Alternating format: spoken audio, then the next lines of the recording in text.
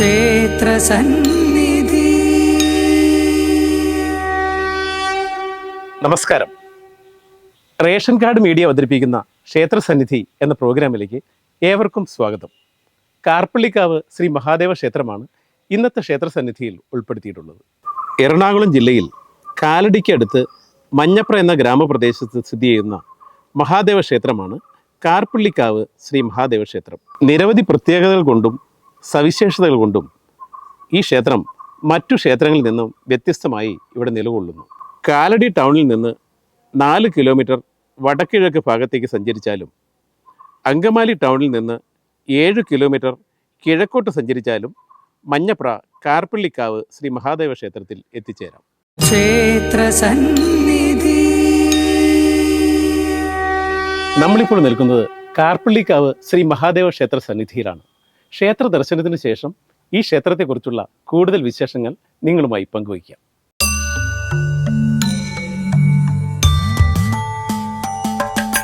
ക്ഷേത്രസന്നിധിയിലമരുന്ന ഭഗവാനും ഭഗവതിയും സദാസമയവും അനുഗ്രഹം ചൊരിയുന്ന സദാസമയവും അനുഗ്രഹം ചൊരിയുന്ന ക്ഷേത്രസന്നിധി.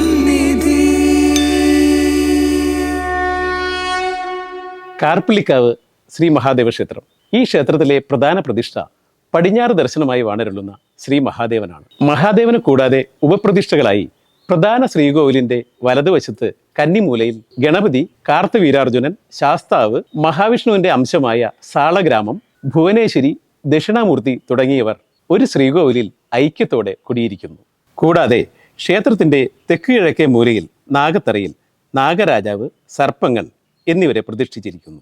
ക്ഷേത്രത്തിന്റെ വടക്ക് പടിഞ്ഞാറ് മൂലയിൽ ഒരു തറയിൽ രക്ഷസിന്റെ പ്രതിഷ്ഠയുമുണ്ട്. ഇത്രയുമാണ് കാർപ്പള്ളിക്കാവ് ശ്രീ മഹാദേവ ക്ഷേത്രത്തിലെ ഉപപ്രതിഷ്ഠകൾ. കാർപ്പള്ളിക്കാവ് ശ്രീ മഹാദേവ ക്ഷേത്രത്തിന് നിരവധി പ്രത്യേകതകളുണ്ട്.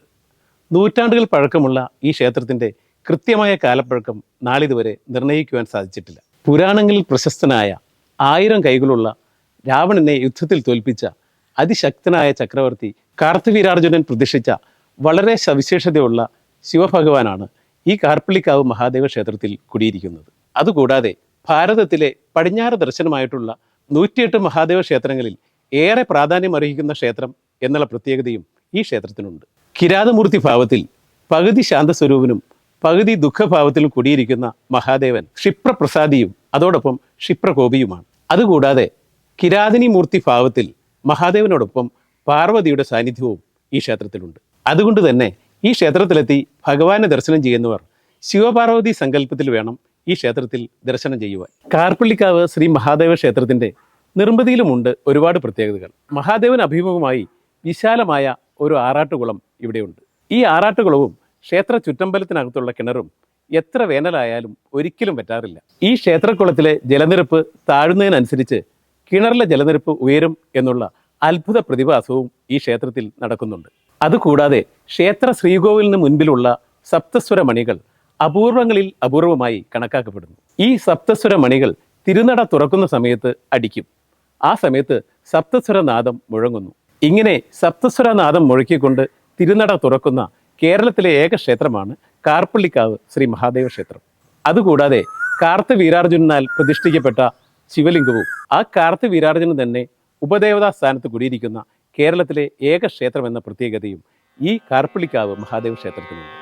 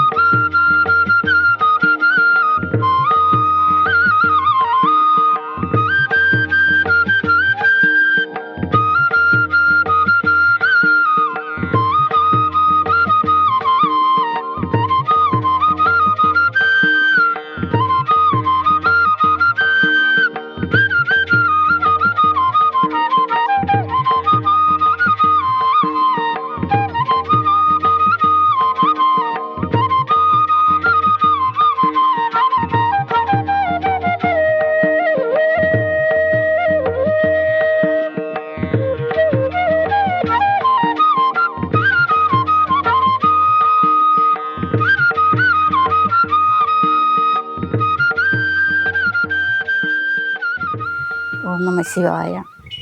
ഞാൻ കാർപ്പളിക്കാവ് മഹാദേവ ക്ഷേത്രത്തിൽ ചെറുപ്പകാലം മുതൽ തൊഴുത് പ്രാർത്ഥിക്കുന്ന ഒരാളാണ്. എനിക്കും എൻ്റെ മക്കൾക്കും മഹാദേവൻ്റെ അനുഗ്രഹം ഒത്തിരി ഉണ്ടായിട്ടുണ്ട്. എൻ്റെ മകൾക്കും ഇപ്പോഴും അനുഗ്രഹം ഉണ്ടായിട്ടുണ്ട്. ഞങ്ങൾ ഒത്തിരി സാമ്പത്തികമായിട്ടും ഒക്കെ തകർന്നു പോയിരുന്ന ആളാണ്. ഇപ്പോൾ അതിനൊക്കെ ഒരു അനുഗ്രഹം ഭഗവാൻ തന്നിട്ടുണ്ട്. അതിലെനിക്ക് ഭയങ്കര സന്തോഷം. ഭഗവാനോട് എന്ത് നമ്മൾ ചോദിച്ചാൽ അത് സാധിച്ചു തരും. അതൊരു വിശ്വാസമുണ്ട്, എനിക്കുണ്ട്. അത് ഞാൻ എല്ലാവരോടും പറയും. ഞാൻ എന്നും രാവിലെ കുളിച്ച് തൊഴുന്ന ആളാണ്.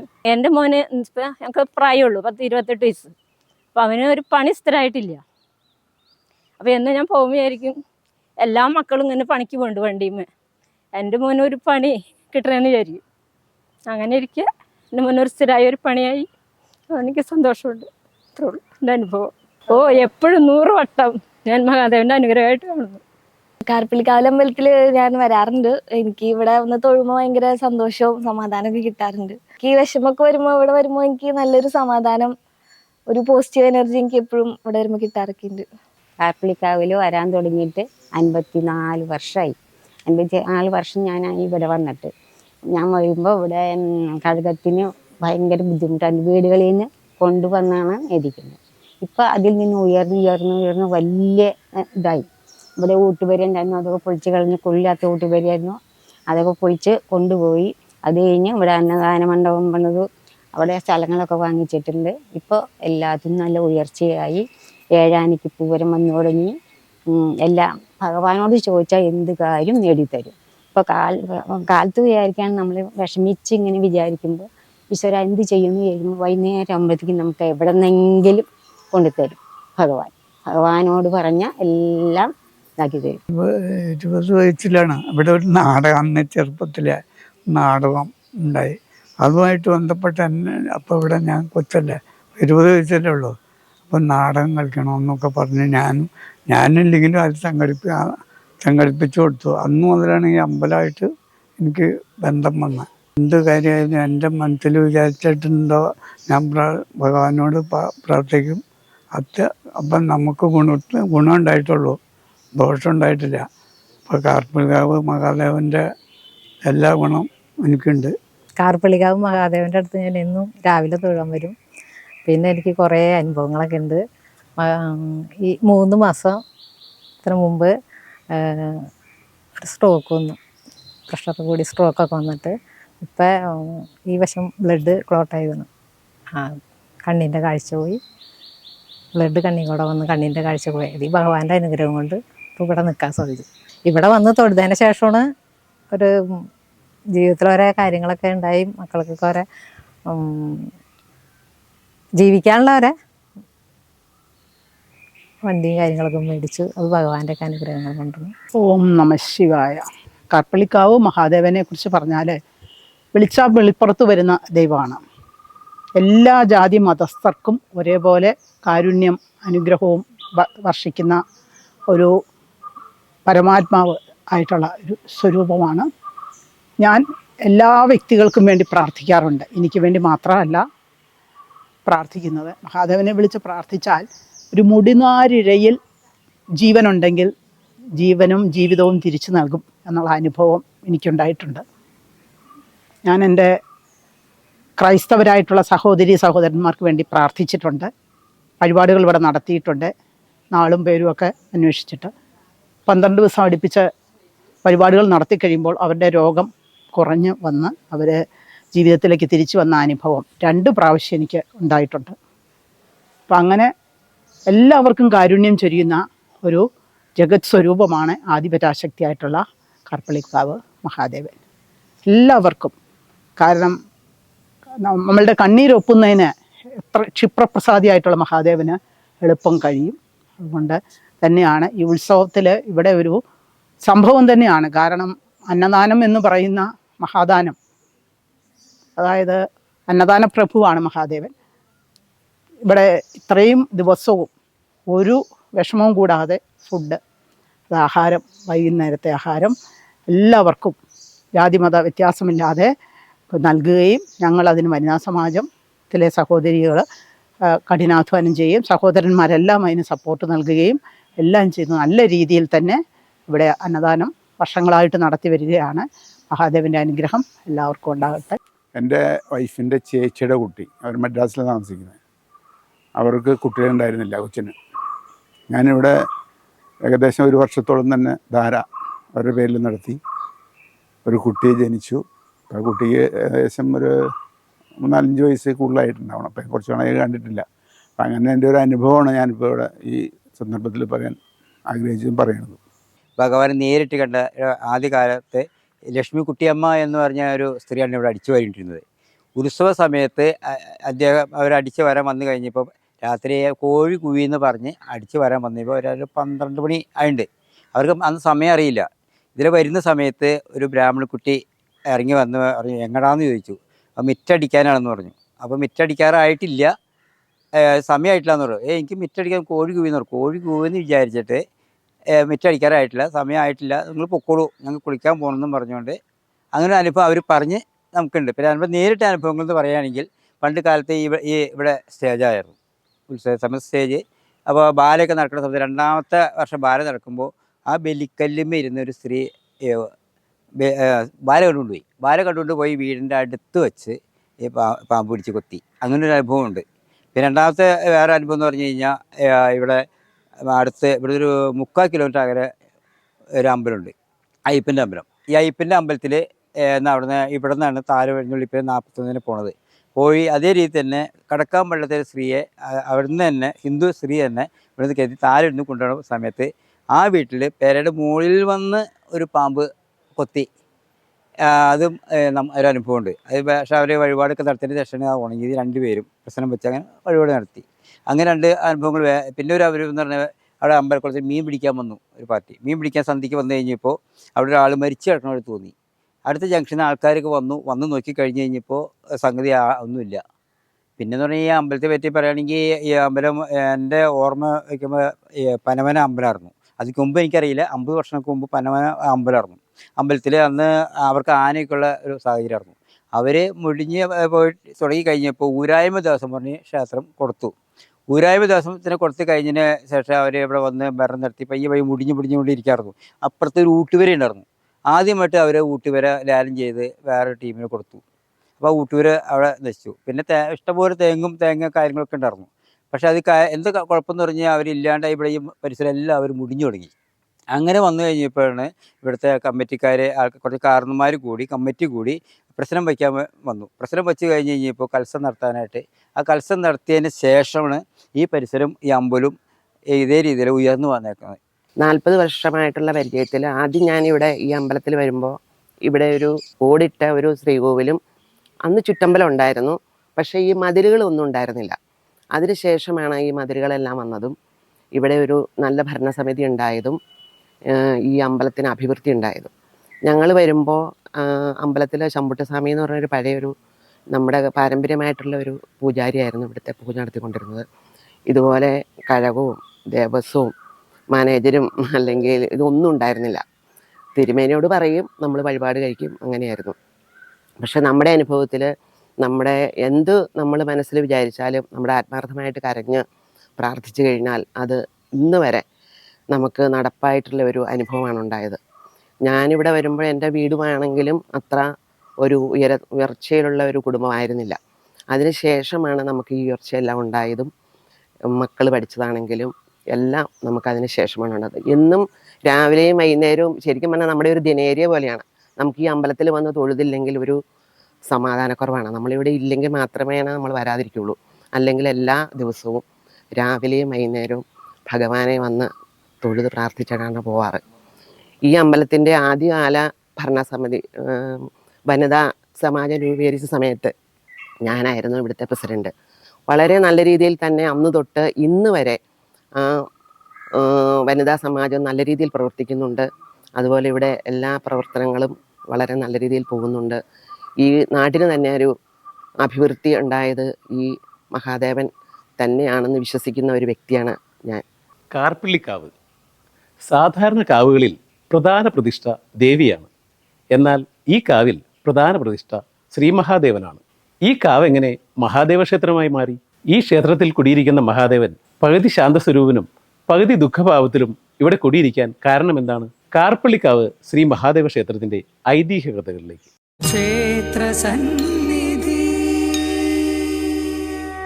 നൂറ്റാണ്ടുകൾക്ക് മുൻപ് ഈ ക്ഷേത്രം നിലനിന്നിരുന്ന പ്രദേശം കൊടും കാടായിരുന്നു. ഈ കാടിനുള്ളിൽ ആദിമ നിവാസികൾ കാർത്യായനി ഭാവത്തിലുള്ള ദേവിയെ ആരാധിച്ചിരുന്നു. അവർ ദേവിയെ പ്രീതിപ്പെടുത്തുന്നതിനായി കൊട്ടും കളിയും പാട്ടുമായി ദേവിയെ ആരാധിച്ചു വന്നിരുന്നു. അങ്ങനെയിരിക്കെ ഈ കൊടുങ്കാടിനുള്ളിൽ മഹാശക്തനായ 1000 കൈകളുള്ള കാർത്തവീരാർജുനൻ ചക്രവർത്തി തൻ്റെ 500 കൈകളിൽ വില്ലും 500 കൈകളിൽ അമ്പുമായി ഈ കൊടുങ്കാടിനുള്ളിൽ വന്നെത്തി. കാർത്തവീരാർജുനെ കണ്ട് ആദിമ നിവാസികൾ ഈ കൊടുങ്കാടിൽ നിന്നും ഭയന്നോടി. ഈ കാവിൽ നിന്നും കാർത്യായനി ഭാഗത്തുള്ള ദേവിയും അവരോടൊപ്പം കിഴക്കേ ദിക്കിലേക്ക് പോയി. കാർത്തവീരാർജുനാകട്ടെ ഈ ആദിമ നിവാസികളുടെ കാടും കാവും പരിസരവും എല്ലാം ഇഷ്ടമായി. അദ്ദേഹം കാവിനുള്ളിലെ ദേവി സാന്നിധ്യം നോക്കുകയും ദേവി സാന്നിധ്യം ഈ കാവിൽ അനുഭവപ്പെടാത്തതിനെ തുടർന്ന് പരമശിവ ഭക്തനായ കാർത്തവീരാർജുനൻ കാവിന് സമീപത്ത് ഒരു താൽക്കാലിക ഗുഹയുണ്ടാക്കുകയും ആ ഗുഹയിൽ ഏറെ നാൾ പരമേശ്വരനെ ധ്യാനിച്ച് കഴിയുകയും ചെയ്തു. കാർത്തവീരാർജുനന്റെ ധ്യാനത്തിൽ സംപ്രീതനായ ശ്രീമഹാദേവൻ ശ്രീ പാർവതിയോടൊപ്പം കിരാത രൂപത്തിൽ പ്രത്യക്ഷപ്പെട്ടു. ഇനി മുതൽ തന്റെ സാന്നിധ്യം ഇവിടെ ഉണ്ടാകുമെന്ന് മഹാദേവൻ അരുൾ ചെയ്ത് അപ്രത്യക്ഷനായി. കാർത്തവീരാർജുനൻ വളരെ സന്തോഷത്തോടെ തൻ്റെ 1000 കൈകൾ ഉപയോഗിച്ച് ഈ കാവിനുള്ളിൽ ശിവലിംഗ പ്രതിഷ്ഠ നടത്തി. അങ്ങനെ കാർത്യായനി കാവിൽ ശിവലിംഗ പ്രതിഷ്ഠ നടത്തുകയും കാർത്യായനി കാവ് പിന്നീട് കാർപ്പള്ളിക്കാവ് ശ്രീ മഹാദേവ ക്ഷേത്രമായി മാറുകയും ചെയ്തു. കാർത്യായനി ദേവിയുടെ കാവിൽ താൻ അറിയാതെ പ്രതിഷ്ഠയായതിനാലും കൂടാതെ കാർപ്പള്ളിക്കാവിൻ്റെ നേരഭിമുഖമായി തൻ്റെ മകനായ കുമരക്കുളം ശ്രീ സുബ്രഹ്മണ്യ സ്വാമി സർപ്പരൂപത്തിലിരിക്കുന്നതിനാൽ തൻ്റെ മകൻ്റെ അവസ്ഥയോർത്ത് മഹാദേവൻ പകുതി ദുഃഖഭാവത്തിലാണ് ഇവിടെ കുടിയിരിക്കുന്നത്. തൻ്റെ പരമഭക്തനായ കാർത്തവീരാർജുനനാൽ പ്രതിഷ്ഠിതമായതിനാൽ പകുതി സന്തോഷഭാവത്തിലും ഇവിടെ നിലകൊള്ളുന്നു. മഹാദേവൻ പകുതി സന്തോഷഭാവത്തിലും പകുതി ദുഃഖഭാവത്തിലും ഇരിക്കുന്നതിനാൽ ഈ ക്ഷേത്രത്തിൽ അഘോര മന്ത്രാർച്ചന നടത്താറില്ല.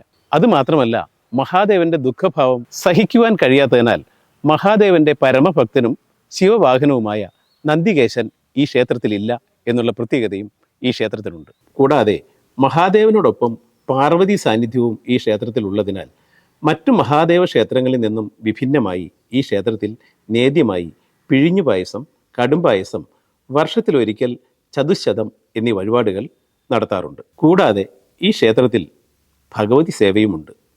ഇന്നും ഈ ക്ഷേത്രത്തിൽ നിന്നും കുറച്ചു മാറി കിഴക്ക് ഭാഗത്തായി കറുത്ത പറമ്പ് എന്ന സ്ഥലത്ത് ദേവിയുടെ സ്ഥിരം സാന്നിധ്യമുണ്ടെന്നാണ് പറയപ്പെടുന്നത്.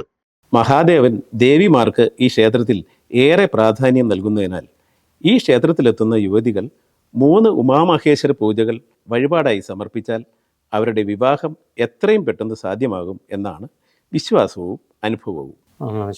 ഈ കാർപ്പള്ളിക്കാവ് മഹാദേവ ക്ഷേത്രത്തിൽ രാവിലെ സാധാരണ ദിവസങ്ങളിൽ രാവിലെ 5 മണിക്ക് തുറന്ന് നിർമ്മാല്യ ദർശനം, പിന്നെ 10 മണി വരെയാണ്. ഉച്ചപൂജ കഴിഞ്ഞ് 10 മണിക്കാണ് നട അടയ്ക്കുന്നത് സാധാരണ ദിവസങ്ങളിൽ. വൈകിട്ട് 5:30 മുതൽ 7:30 വരെയാണ്.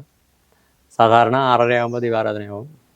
7:30 അത്താഴപൂജ കഴിഞ്ഞ് നട അടയ്ക്കും. പ്രധാനപ്പെട്ട ദിവസങ്ങളെന്ന് പറഞ്ഞാൽ 2-3 വിധത്തിലുണ്ട്. നമ്മളിപ്പോൾ മാസവിശേഷം ആയിട്ട് തിരുവാതിര ആണ് പ്രധാനപ്പെട്ട ദിവസം. തിരുവാതിര കൂട്ടുണ്ട്. പിന്നെ ഉപപ്രതിഷ്ഠയായിട്ടുള്ള സർപ്പത്തിന് ആയില്യം പൂജ, എല്ലാ ആയില്യത്തിനും ആയില്യം പൂജ നടത്താറുണ്ട് മാസത്തിൽ. പിന്നെ വാർഷികമായിട്ട് ഉത്സവമുണ്ട്.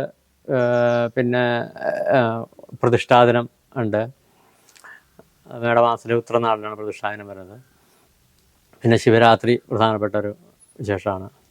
ഇത്രയും കാര്യങ്ങളാണ് പ്രധാനപ്പെട്ടുള്ളത്. മഹാദേവന് ഏറ്റവും പ്രധാനപ്പെട്ടത് ധാര, അഭിഷേകം അങ്ങനെയുള്ളത് തന്നെയാണ്.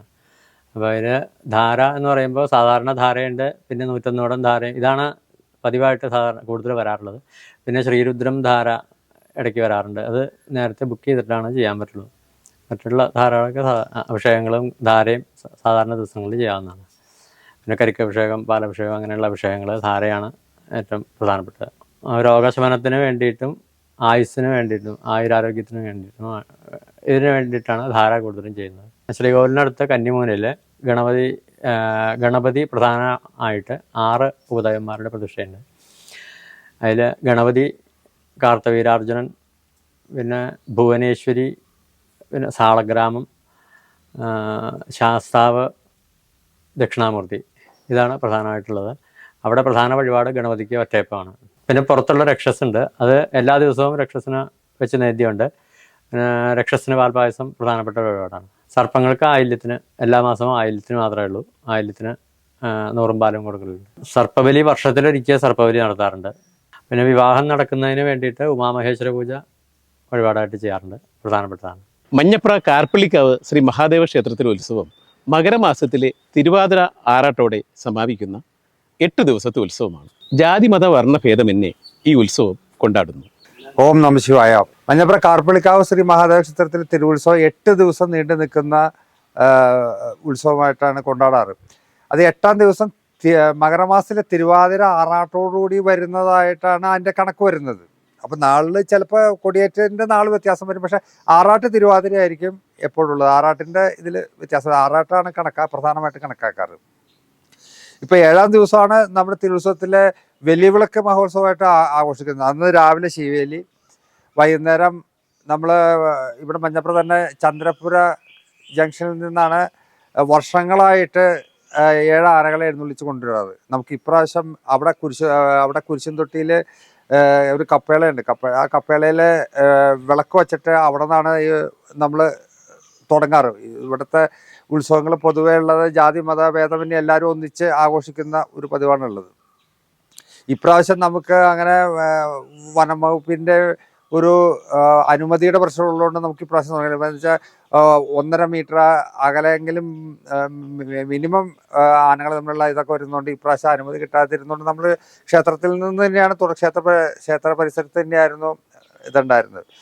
നമ്മൾ ഇതുവരെയുള്ളത് വെച്ച് നോക്കുകയാണെന്നുണ്ടെങ്കിൽ കേരളത്തിലെ തന്നെ ഏറ്റവും പ്രശസ്തരായ വാദ്യകലാകാരന്മാർ, ഇപ്പോൾ പ്രശസ്തരായ മറ്റേ മട്ടന്നൂർ ശങ്കരകുട്ടിമാരാരെ ഉൾപ്പെടെയുള്ള എല്ലാ പല്ലാവൂർ ത്രയം ജീവിച്ചിരുന്നപ്പോൾ അവർ ഇപ്പോൾ എത്തി നിൽക്കുന്നത് മറ്റേ പൂരപ്രമാണി മറ്റേ തിരുവമ്പാടി വിഭാഗത്തിൻ്റെ മേൽപ്രമാണിയായിട്ടുള്ള ശ്രീ ചേരാല ശങ്കരകുട്ടന്മാരാണ് ഇപ്പോൾ കുറച്ച് വർഷങ്ങളായിട്ട് ഇവിടെ മേളത്തിന് ഇത് ചെയ്യണം. പഞ്ചായത്തിന് സുഭാഷ് നാരായണമാരും ആണ്. അതുപോലെ തന്നെ ആനകളെ കുറിച്ച് പറയുകയാണെന്നുണ്ടെങ്കിൽ കേരളത്തിൽ ഇന്ന് പേര് കേട്ട അല്ലെങ്കിൽ കേരളത്തിൽ മൺമറഞ്ഞു പോയ ഒരുപാട് പ്രശസ്തരായ വീരന്മാരും ഇവിടെ വന്നിട്ടുണ്ട്.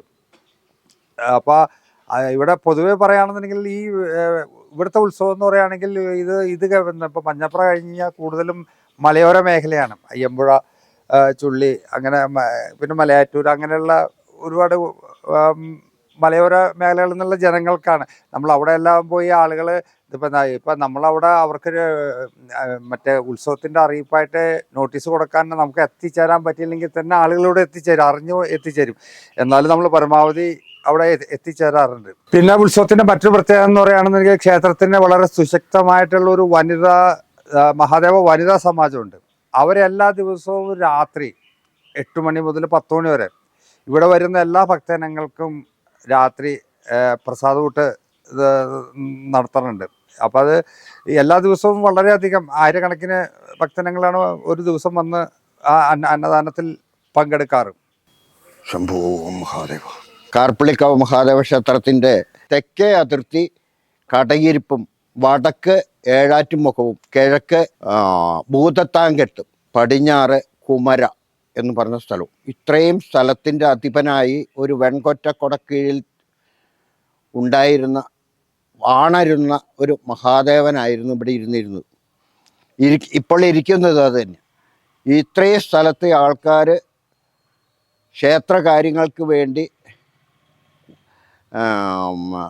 സഭ കൂടിയിരുന്ന സ്ഥലമായതുകൊണ്ടാണ് ഈ സ്ഥലത്തിന് നാട്ടുകൂട്ടം കര എന്ന് പേര് വന്നതും പിന്നീട് അത് ലോപിച്ച് നടുവട്ടം കരയായിരുന്നു. പിന്നീട് ഇതിൻ്റെ ഭരണം 10 ഇല്ലക്കാരെന്നും 12 ഇല്ലക്കാരെന്നും പറയാം, 12 ഇല്ലുണ്ടെന്നാണ് പറയുന്നത്, അവരുടെ അധീനത്തിൽ വരികയും ക്ഷേത്ര ഭരണത്തിന് വേണ്ടിയിട്ടുള്ള അവരുടെ തർക്കങ്ങൾ മുഖാന്തരം ഇതിൽ പലതും നശിച്ചു പോകുകയും ഇന്ന് പനമന മാത്രമായിട്ട് നിലനിൽക്കുന്നു. ഈ ക്ഷേത്രം പിന്നീട് നശിച്ച നാമാവശേഷമായ മട്ടിലേക്ക് താന്നു പോയി, അതൊന്നും ഇല്ലാണ്ടായി. അങ്ങനെയുള്ള സമയത്ത് ഞാനാണ് ഞാൻ എൻ്റെ കെയർ ഓഫിലുള്ളൊരു കമ്മിറ്റിയിലാണ് ഇവിടെ അഷ്ടമംഗല്യ പ്രശ്നം വഹിപ്പിക്കുകയും ആദ്യം പ്രശ്നം വയ്പ്പിക്കാൻ പരിഹാരം നടത്തുകയൊക്കെ ചെയ്തു. പരിഹാരം നടത്തിയതിന് ശേഷം ആണ് ഇവിടെ സേവാ സമിതി രൂപീകരിക്കുകയും ഇവർ ഭരണം ഏൽക്കുകയും ചെയ്തു. ഇവരായിട്ടാണ് പിന്നീട് ക്ഷേത്രത്തിന് പുരോഗതി ഉണ്ടായിട്ടുള്ളത്. ഇപ്പോഴത്തെ ഭരണസമിതി വന്നതിന് ശേഷമാണ് പുരോഗമന പ്രവർത്തനങ്ങൾ ഉണ്ടായിട്ടുള്ളതൊക്കെ. കാർപ്പള്ളിക്കാവ് മഹാദേവ ക്ഷേത്രത്തിൽ കഴിഞ്ഞ 13 വർഷക്കാലമായി ഒട്ടനവധി നവീകരണ പ്രവർത്തനങ്ങൾ നടത്തിയിട്ടുണ്ട്. ഈ ക്ഷേത്രം ഒരു കാലഘട്ടത്തിൽ ഏറ്റവും ജീർണാവസ്ഥയിലിരുന്ന ഒരു ക്ഷേത്രമാണ്. നിത്യപൂജയ്ക്ക് പോലും വകയില്ലാതിരുന്നിട്ട് പോലും അതിൽ നിന്ന് ഉയർന്നെഴുന്നേറ്റത് നാട്ടുകാരുടെ ശ്രമപരമായി രൂപീകരിച്ച ക്ഷേത്ര സേവാ സമിതിയും തുടർന്നിപ്പോൾ രൂപീകരിച്ചിട്ടുള്ള ക്ഷേത്ര ട്രസ്റ്റുമാണ് ഇതിൻ്റെ പുരോഗതിക്ക് വേണ്ടി നിദാനമായിട്ടുള്ളത്. ക്ഷേത്രത്തിൻ്റെ ശ്രീകോവിൽ ചെമ്പോല പൊതിയുന്ന പണിയാണ് ഈ കമ്മിറ്റി ആദ്യം ഏറ്റെടുത്തത്. ലക്ഷക്കണക്കിന് രൂപ ചെലവ് വരുന്ന ആ പദ്ധതി കാർപ്പള്ളിക്കാവ് മഹാദേവ ക്ഷേത്രത്തിൻ്റെ ചെമ്പോല പണിയൽ എന്ന പദ്ധതിയാക്കി രൂപപ്പെടുത്തി 100, 200, 500, 1000, 10,000 ആളുകളുടെ കയ്യിൽ നിന്ന് സംഭാവനയായി സ്വീകരിച്ച് ആ പണി പൂർത്തീകരിക്കാൻ ഈ കമ്മിറ്റിക്ക് കഴിഞ്ഞിട്ടുണ്ട്. പിന്നെ ക്ഷേത്ര കൊട്ടാരത്തിൻ്റെ ഒരു നവീകരണ പ്രവർത്തനമാണ് ഇപ്പോൾ ഞങ്ങൾ ലക്ഷ്യമിട്ടിട്ടുള്ളത്. ക്ഷേത്ര കൊട്ടാരം എന്ന് പറഞ്ഞത് ഒരുപടി പഴക്കമുള്ളതാണ്. ഒട്ടനവധി തിട്ടപ്പെടുത്താൻ കഴിയാത്തത്ര പഴക്കമുള്ളൊരു കൊട്ടാരമാണ് ഈ ക്ഷേത്രത്തിൻ്റെ. കാരണം പണ്ട് ഈ മഹാദേവ ക്ഷേത്രത്തിനുണ്ടായിരുന്ന സ്വത്തെല്ലാം അതുവഴി കിട്ടിക്കൊണ്ടിരുന്ന നെല്ലെല്ലാം പാട്ടമായി അളന്ന് ഇട്ടിരുന്ന വലിയ അറ ഉണ്ടായിരുന്ന ഒരു കൊട്ടാരമാണ്. അപ്പോൾ ജീർണാവസ്ഥയിലുള്ള കാർപ്പള്ളിക്കാവ് മഹാദേവ ക്ഷേത്രത്തിൻ്റെ കൊട്ടാരം അത് പുതുക്കി പണിക എന്ന ലക്ഷ്യമിട്ടുകൊണ്ടുള്ള പദ്ധതിക്ക് ഞങ്ങൾ രൂപം കൊടുത്തിട്ടുണ്ട്. അതിനും ലക്ഷക്കണക്കിന് രൂപ ചെലവ് വരുന്ന പദ്ധതിയാണ്. ഒറ്റയടിക്ക് നടപ്പാക്കാൻ കഴിയുന്ന പദ്ധതി, ഭക്തജനങ്ങളുടെ സഹായങ്ങൾ കൊണ്ട് മാത്രം നടപ്പാക്കാവുന്ന പദ്ധതി എന്ന നിലയിൽ അതിനുവേണ്ടിയുള്ള പ്ലാനും എസ്റ്റിമേറ്റും എല്ലാം തയ്യാറാക്കിക്കൊണ്ടിരിക്കുകയാണ്. അതോടൊപ്പം തന്നെ ക്ഷേത്രം കാണുന്ന ഈ കുളം, ഇപ്പോൾ ഇവിടെ കാണുന്ന കുളം ക്ഷേത്രത്തിൻ്റെ മണിക്കിണറുമായി ബന്ധപ്പെട്ടൊരു കുളമാണ്. അകത്തുള്ള കിണറുമായി ബന്ധപ്പെട്ടുള്ള ഒരു ഐതിഹ്യം ഉള്ളൊരു കുളമാണ്. ആ കുളം ചുറ്റും കെട്ടി സംരക്ഷിച്ച് ക്ഷേത്രത്തിലുള്ള ഭക്തജനങ്ങൾക്ക് കുളിച്ചു തൊഴുന്നതിനും മറ്റ് വിദൂര സ്ഥലങ്ങളിൽ നിന്ന് വരുന്ന ആളുകൾക്കെല്ലാം ഇവിടെ വന്ന് വിശ്രമിക്കുന്നതിനും ഒക്കെ കഴിയുന്ന തരത്തിൽ അത് ഒരു നവീകരണ പ്രവർത്തനം കോടിക്കണക്കിന് രൂപയുടെ എസ്റ്റിമേറ്റ് തയ്യാറാക്കി വേണ്ടി കേന്ദ്ര ഗവൺമെൻറ്റിൻ്റെയും കൂടി സഹായത്തോടു കൂടി ചെയ്യാനുള്ള ഒരു ഉദ്ദേശം ഈ ഭരണസമിതിക്കുണ്ട്. കാരണം ഇപ്പോൾ ഈ ക്ഷേത്ര കുളങ്ങളെല്ലാം നവീകരിക്കാൻ വേണ്ടി ഒരു ഒട്ടനവധി പദ്ധതികൾ ഗവൺമെൻറ് തന്നെ ഏറ്റെടുത്തിട്ടുണ്ട്. ആ പദ്ധതിയിൽപ്പെടുത്തി നമ്മളിപ്പോൾ ഈ കുളം ഏറ്റെടുത്ത് നടത്തണം എന്നുള്ള തീരുമാനമുണ്ട്. കാർപ്പള്ളിക്കാവ് മഹാദേവ ക്ഷേത്രത്തെ സംബന്ധിച്ച് ഏറ്റവും പ്രധാനപ്പെട്ടത് ഈ കുളം തന്നെയാണ്. അതോടൊപ്പം തന്നെ നമ്മൾ ആലോചിച്ചിട്ടുള്ളത് ഇതിന് വരുമാനം വർദ്ധിപ്പിക്കുക എന്നുള്ള ഒരു ലക്ഷ്യമിട്ടുകൊണ്ട് ഈ ക്ഷേത്രത്തിൻ്റെ മുൻവശമുള്ള സ്ഥലത്ത് ഒരു ഷോപ്പിംഗ് കോംപ്ലക്സ് പണിത് അതിൽ നിന്നുള്ള വരുമാനം ക്ഷേത്രത്തിന് ഉപയോഗിക്കാനുള്ള പദ്ധതി ആസൂത്രണം ചെയ്തിട്ടുണ്ട്. അതോടൊപ്പം തന്നെ നമ്മൾ ക്ഷേത്രത്തിൻ്റെ ഗ്രൗണ്ട് നവീകരിക്കുക, കട്ടയൊക്കെ വിരിച്ച് ജനങ്ങൾക്ക് ഉപകാരപ്രദമാക്കി. കാരണം ഉത്സവം നടക്കുമ്പോൾ 8 ദിവസക്കാലവും വിവിധങ്ങളായ കലാപരിപാടികൾ നടക്കുന്ന സ്ഥലമാണ്. അപ്പോൾ ജനങ്ങൾ ഏറ്റവും തിങ്ങി വരുന്ന ഒരു സ്ഥലം എന്ന നിലയിൽ, അതുപോലെ തന്നെ ഉത്സവത്തിന് ആന എഴുന്നള്ളിക്കുന്ന സ്ഥലം എന്ന നിലയിൽ അതെല്ലാം പരിശുദ്ധമാക്കാവുന്ന തരത്തിലേക്കുള്ള കാര്യങ്ങൾ ചെയ്തുകൊണ്ടിരിക്കുകയാണ്. ക്ഷേത്രത്തിന് ഏറ്റവും പ്രധാനപ്പെട്ട ഒരു കാര്യം എന്ന് പറയുന്നത് കാർപ്പള്ളിക്കാവ് മഹാദേവൻ്റെ അന്നദാന വഴിപാടാണ്. ആ വഴിപാടുകൾ സ്ത്രീകൾ മുൻകൈ എടുത്തുകൊണ്ട് തന്നെയാണ് ഇപ്പോൾ നടത്തി വരുന്നത്. അപ്പോൾ അന്നദാന മണ്ഡപം ഇപ്പോൾ നിലവിലുണ്ട്. അതെല്ലാം ടൈൽസ് വിരിച്ച് കുറ്റമറ്റതാക്കി അത് ഒത്തിരി വിപുലീകരിച്ച് കൂടുതൽ ആളുകൾക്ക് ഇരിക്കത്തക്ക രീതിയിലുള്ള അന്നദാന മണ്ഡപവും കൂടി പണിയണമെന്ന ലക്ഷ്യം ഞങ്ങളുടെ മനസ്സിലുണ്ട്. ഇതാണ് വരാൻ പോകുന്ന നവീകരണ പ്രവർത്തനങ്ങളുടെ പ്രധാനമായ കാര്യം. കാർപ്പള്ളിക്കാവ് മഹാദേവ ക്ഷേത്രം എന്ന് പറയുന്നത് കേരളത്തിലെ പടിഞ്ഞാറോട്ട് അല്ലെങ്കിൽ ഇന്ത്യയിലെ പടിഞ്ഞാറോട്ട് ദർശനമുള്ള 136 ക്ഷേത്രങ്ങളിൽ ഏറ്റവും പ്രധാനപ്പെട്ടതാണ്. ഭക്തജനങ്ങൾ ഇവിടെ വന്ന് പ്രാർത്ഥിച്ചാൽ എല്ലാ അനുഗ്രഹവും കിട്ടുന്ന ക്ഷേത്രമാണ്. പ്രത്യേകിച്ച് ഭഗവാന്റെ അനുഗ്രഹം സ്ത്രീകൾക്ക് ഏറ്റവും കൂടുതൽ പ്രാർത്ഥിച്ചാൽ അനുഗ്രഹം കിട്ടുന്ന ഒരു ക്ഷേത്രം എന്ന നിലയിൽ ഇതിലേക്ക് കൂടുതൽ ആളുകളെ ഞങ്ങൾ സ്നേഹപൂർവ്വം ക്ഷണിക്കുകയാണ്. ഈ നവീകരണ പ്രവർത്തനത്തിന് ഭക്തജനങ്ങളുടെ എല്ലാ സഹായവും അഭ്യർത്ഥിക്കുന്നു. കാർപ്പള്ളിക്കാവ് മഹാദേവൻ്റെ ഉയർച്ച നാടിൻ്റെ ഉയർച്ചയെ കണ്ടുകൊണ്ട് അതിന് സഹായിക്കണം എന്ന് അഭ്യർത്ഥിക്കുന്നു. കാർപ്പള്ളിക്കാവ് ശ്രീ മഹാദേവൻ തൻ്റെ ഭക്തജനങ്ങളെ ഒരിക്കലും കൈവിടാതെ സംരക്ഷിക്കുന്ന ശാന്തസ്വരൂപനായ മഹാദേവൻ ഈ നാടിൻ്റെ പുണ്യമാണ്. നിരവധി പ്രത്യേകതകളുള്ള ഈ ക്ഷേത്രസന്നിധിയിൽ എത്തിച്ചേരാൻ കഴിഞ്ഞത് ഒരു മനുഷ്യായുസിൻ്റെ പുണ്യമാണ്.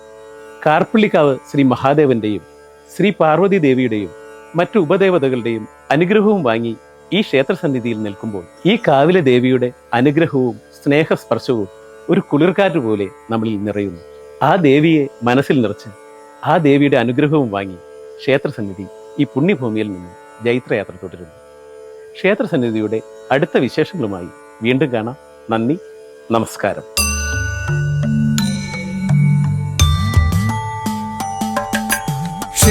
ക്ഷേത്രസന്നിധിയിലമരുന്ന ഭഗവാനും ഭഗവതിയും സദാസമയവും അനുഗ്രഹം ചൊരിയുന്ന സദാസമയവും അനുഗ്രഹം ചൊരിയുന്ന ക്ഷേത്രസന്നിധി